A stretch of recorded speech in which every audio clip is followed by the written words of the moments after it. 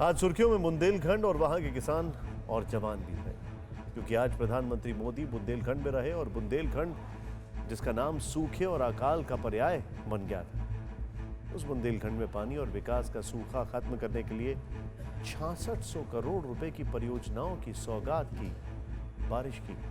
सूखे से बेहाल किसानों और पानी की एक एक बूंद के लिए तरसने वाले लाखों लोगों को जल शक्ति प्रदान की और चुनावी जयघोष किया।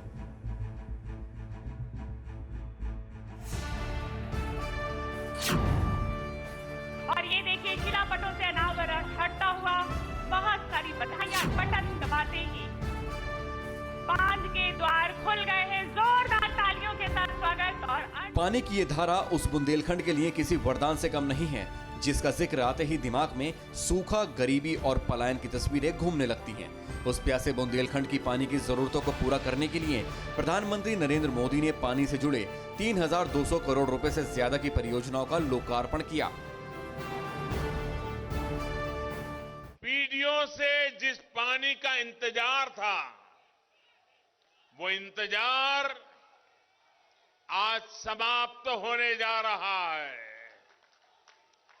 और आज ये परियोजना आपको, बुंदेलखंड के लोगों को समर्पित है। प्रधानमंत्री ने 2655 करोड़ रुपए से ज्यादा लागत से बांधों को आपस में जोड़कर तैयार की गई अर्जुन सहायक योजना, 512 करोड़ से ज्यादा लागत से तैयार भवानी बांध परियोजना, 54 करोड़ की लागत से तैयार रतौली बांध परियोजना, 18.25 करोड़ रुपए की लागत से तैयार मझगावा चिल्ली स्प्रिंकलर सिंचाई परियोजना का लोकार्पण किया।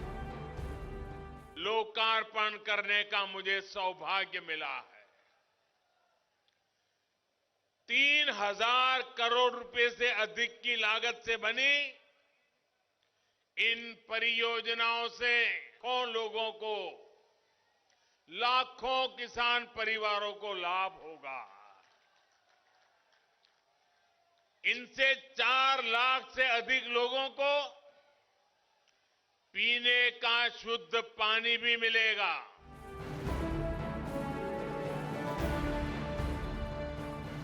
बुंदेलखंड को मिली जल शक्ति महोबा, हमीरपुर, ललितपुर और बांदा को पानी के रूप में अमृत मिलने जैसी है। बूंद बूंद को तरसने वाले बुंदेलखंड को नया जीवन मिलने जैसी है। 3250 करोड़ की इन परियोजनाओं से 168 गांवों में करीब 65,000 हेक्टेयर भूमि की सिंचाई में मदद मिलेगी, जिससे 1.5 लाख किसानों को सीधे सीधे फायदा होगा।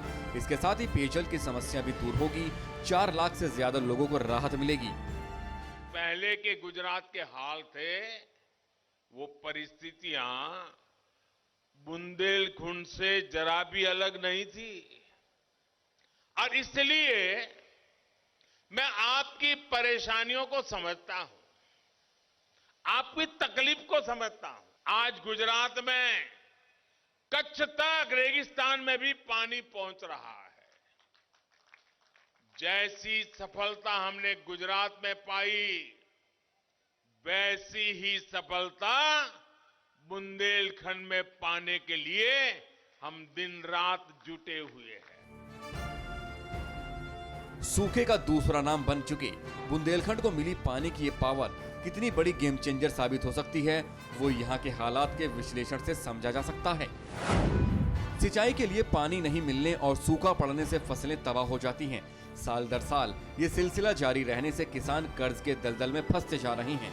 खेती से जुड़े लोगों को रोजी रोटी के लिए मजबूरी में पलायन करना पड़ता है, लेकिन सिंचाई के लिए पर्याप्त पानी मिलने से हालात बदलने में देर नहीं लगेगी। जैसे बुंदेलखंड में से पलायन होता है ना, मेरे गुजरात में भी कच्छ में लगातार पलायन होता था। जब मुझे सेवा करने का मौका मिला, आज कच्छ हिंदुस्तान के जो प्रमुख जिले हैं तेज गति से आगे बढ़ने वाले, उन तेज गति से आगे बढ़ने वाले जिलों में कच्छ हो गया है भाई। और कच्छ के मेरे अनुभव से कहता हूं, हम बुंदेलखंड को भी फिर से वो ताकत दे सकते हैं, फिर से नई जिंदगी दे सकते हैं। दरअसल बुंदेलखंड में पानी हर चुनाव में अहम मुद्दा रहता है। पानी को लेकर सियासत भी जमकर होती आई है, लेकिन इस बार पानी की पॉलिटिक्स वाली जमीन पर सियासी ऊंट किस करवट बैठेगा ये देखना दिलचस्प होगा, क्योंकि बुंदेलखंड की सूखी धरती को सींचने वाली परियोजनाओं के सहारे प्रधानमंत्री ने विरोधियों को पानी पिलाने और कमल के लिए पानी जुटाने की कोशिश की।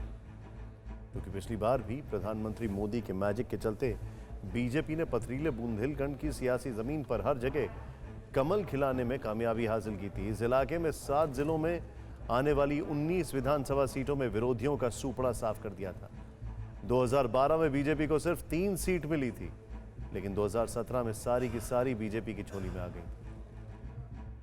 कुदरत के लिहाज से पानी और बुंदेलखंड का 36 का आंकड़ा कहा जाता है, लेकिन सियासत के लिहाज से पानी और बुंदेलखंड एक दूसरे के पूरक हैं।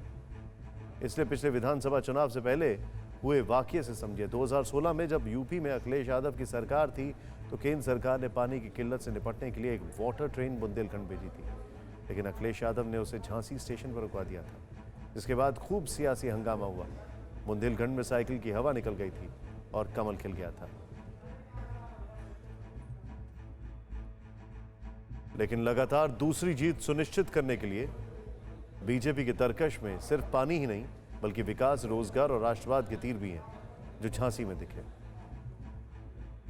रानी लक्ष्मीबाई की जयंती पर आज पीएम मोदी झांसी पहुंचे और 3,425 करोड़ रुपए की योजनाओं की सौगात दी। रानी लक्ष्मीबाई की नगरी आजादी के भव्य अमृत महोत्सव की साक्षी बनी और इस धरती पर एक नया सशक्त, सामर्थ्यशाली भारत आकार लेता नजर आया, जब प्रधानमंत्री मोदी ने आर्मी, एयरफोर्स और नेवी को एक साथ 3 नए योद्धाओं से लैस किया। थल सेना को स्वदेशी यूएवी स्विच सौंपा, एयरफोर्स को स्वदेशी लाइट कॉम्बैट हेलीकॉप्टर दिया और नेवी को इलेक्ट्रॉनिक वॉरफेयर सिस्टम से लैस किया। ये झांसी रानी लक्ष्मीबाई की ये धरती बोल रही है, मैं तीर्थ स्थली वीरों की, मैं क्रांतिकारियों की काशी, मैं तीर्थ स्थली वीरों की, मैं क्रांतिकारियों की काशी, मैं हूं झांसी, मैं हूं झांसी, मैं हूं झांसी, मैं हूं झांसी। परवाह देश की, सोमवार से शुक्रवार रात 10 बजे TV9 भारतवर्ष पर।